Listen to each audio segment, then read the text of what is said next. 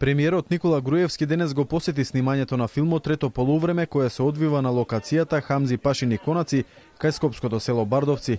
Овој филм е во македонско-чешка копродукција со одлука на владата на Република Македонија, е прогласен за проект од национален интерес.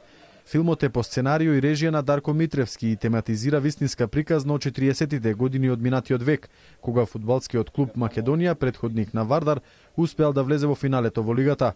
Филмот раскажува и за љубовна приказна на еврејка Ребека, што го избегнала Холокаустот и депортацијата на 7200 македонски евреи, меѓу кои нејзините најблиски, благодарение на љубовта, иако поради неа била исклучена од својата заедница. Главни ликови во филмот се Сашко Коцев и манекенката Катерина Ивановска. Купниот буџет е 2.150.000 евра. 1 милион евра се од владата на Република Македонија, 500.000 евра се од Филмскиот фонд на Македонија.